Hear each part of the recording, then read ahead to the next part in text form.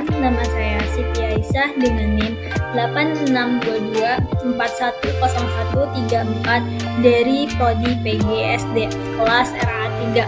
Tujuan saya membuat video ini adalah untuk memenuhi tugas UAS, yaitu membuat video pembelajaran dengan tema keterampilan membaca di mata kuliah Bahasa Indonesia dengan dosen pengampu Ibu Maulina Rahayu MPD.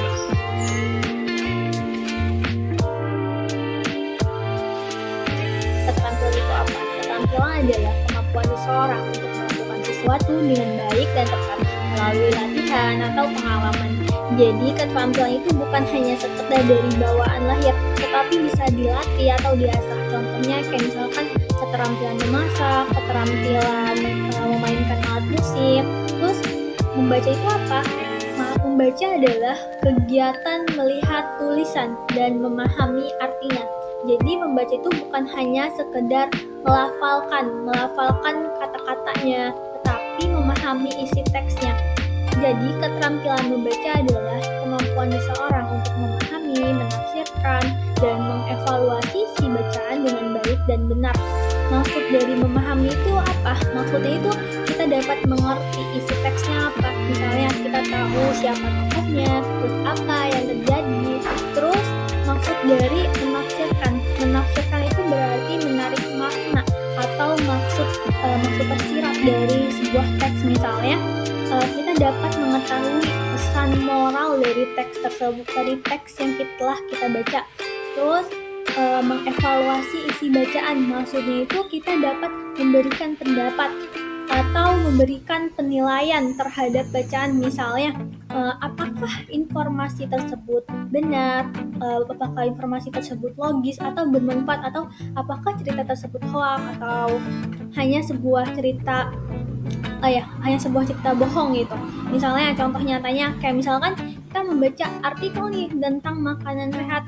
Dengan keterampilan membaca kita dapat membantu kita menyerap informasi pentingnya. Kita dapat menafsirkan nih manfaat dari makanan sehat tersebut itu apa. Terus kita dapat menilai apakah sumber artikelnya itu bisa dipercaya atau tidak. Tujuan keterampilan membaca itu apa? Yang pertama adalah bisa memahami isi bacaan. Tujuan utama membaca adalah memahami apa yang dibaca, bukan hanya melafalkan kata, tetapi benar-benar tahu maksudnya. Contohnya, saat membaca cerita fabel, kita tidak hanya tahu ceritanya, tetapi juga pesan moralnya. Yang kedua, untuk menambah pengetahuan. Membaca dapat memberikan wawasan baru, baik tentang sains, sejarah, budaya, atau apapun. Semakin sering membaca, semakin luas pengetahuan yang kita miliki. Contoh, membaca buku tentang luar angkasa bisa membantu kita tahu tentang planet, bintang, dan galaksi. Dan tujuan yang ketiga itu melatih berpikir dan memahami dengan baik. Membaca membuat otak kita berpikir logis dan terlatih memahami alur informasi. Kita belajar menganalisis isi teks dan menyimpulkan maksudnya. Contoh, membaca cerita detektif bisa mengasah kemampuan berpikir kritis dan logika. Dan yang keempat, tujuannya agar bisa menjawab pertanyaan dari bacaan. Keterampilan membaca membantu kita menangkap informasi penting, sehingga mampu menjawab soal atau pertanyaan yang berkaitan dengan teks. Contoh, saat ujian bahasa Indonesia sering muncul pertanyaan seperti apa ide paragraf yang kedua. Dan yang kelima, untuk hiburan dan kesenangan. Membaca juga menjadi kegiatan yang menyenangkan dan menghibur. Kisah fiksi, komik, novel, dan puisi bisa membantu kita senang, tertawa, bahkan terharu. Contoh, membaca komik favorit tentunya sebelum tidur.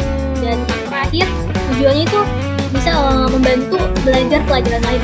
Dengan kemampuan membaca yang baik, kita bisa lebih mudah memahami materi pelajaran lain seperti matematika, IPA, IPS, dan sebagainya. Misalnya, soal matematika sering berupa cerita, dan kita perlu memahami bacaan dulu sebelum menghitung jawabannya. Apa saja jenis keterampilan membaca? Yang pertama, ada membaca ekstensif.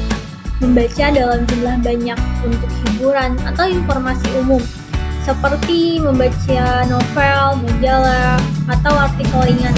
Tujuannya itu bukan untuk pengetahuan dalam, tetapi untuk kenikmatan atau pengetahuan luas. Terus jenis yang kedua itu adalah membaca intensif, yaitu membaca secara teliti dan mendalam untuk memahami isi bacaan secara detail. Biasanya digunakan saat belajar dan mengkaji teks ilmiah. Jenis yang ketiga itu adalah membaca kritis, membaca dengan kemampuan menganalisis, menilai, dan evaluasi isi bacaan. Tujuannya adalah untuk menilai kebenaran atau logika dari isi teks. Dan yang keempat itu adalah membaca cepat, yaitu skimming dan scanning.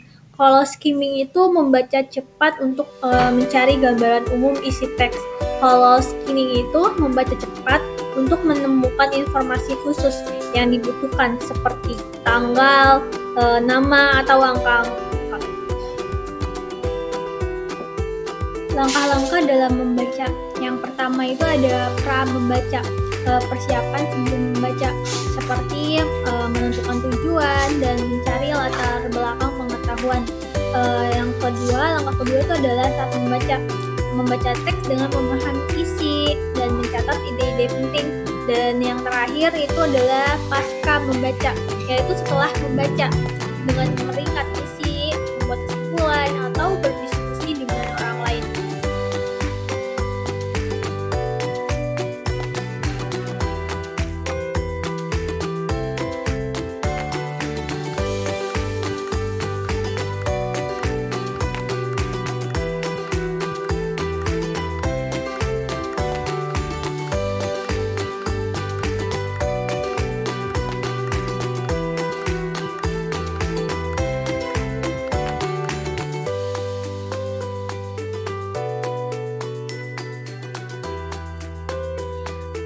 Strategi untuk meningkatkan keterampilan membaca.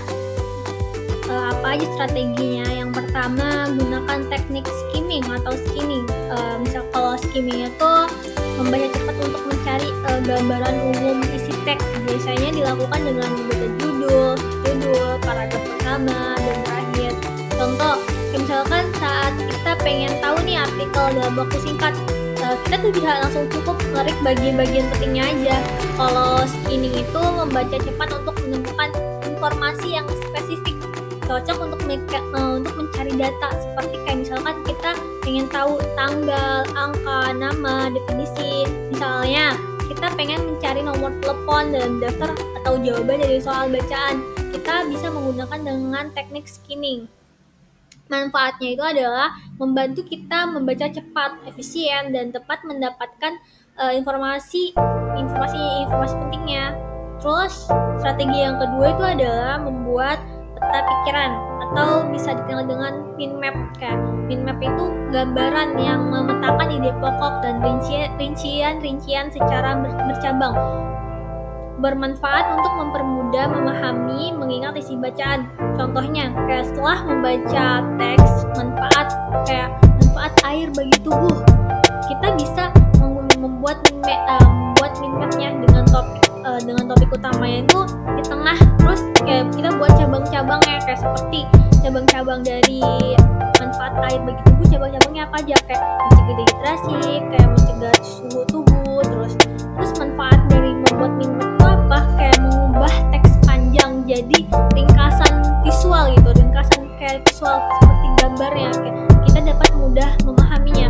Yang kedua adalah strategi yang kedua, membaca aktif, kayak mencatat dan bertanya. Maksudnya kayak dengan mencatat, kayak tulis poin-poin pentingnya, kata-kata yang sulit atau ide utama saat membaca. Terus yang kedua kita dapat lakukan dengan bertanya, kayak ajukan pertanyaan seperti apa sih paragraf utamanya, terus siapa sih tokohnya, terus apa pesan moralnya. Manfaatnya itu kita bisa lebih fokus gitu, tidak hanya membaca pasif tapi juga berpikir saat membaca. Yang keempat yaitu adalah diskusi kelompok, kayak kita bisa bekerja sama dengan teman dan diskusi, kayak memahami isi teksnya, bisa bertanya, saling menjelaskan, kayak berbagi gitu pemahaman dengan sesama teman gitu. Manfaatnya itu membantu memahami isi bacaan dari sudut pandang yang berbeda-beda. Kan setiap orang pasti memiliki sudut pandangnya berbeda. Setiap orang, misalkan si A dan si B pasti beda. Terus dapat memperkuat ingatan karena dijelaskan kembali dengan kita menceritakan kepada orang lain tuh lebih kita memperkuat ingatan kita. Yang terakhir itu adalah dengan latihan membaca rutin. Biasakan membaca setiap hari meskipun hanya beberapa menit. Bisa membaca cerita, artikel, majalah atau bacaan sekolah. Biasakan kayak misalkan sehari cuma satu lembar, terus besoknya lagi satu lembar kayak sampai seterusnya. Mungkin kita bisa nambah jadi 2 lembar, 3 lembar. Terus manfaatnya itu apa? Kayak semakin kita sering membaca, semakin terlatih kecepatan dan pemahamannya terhadap membaca.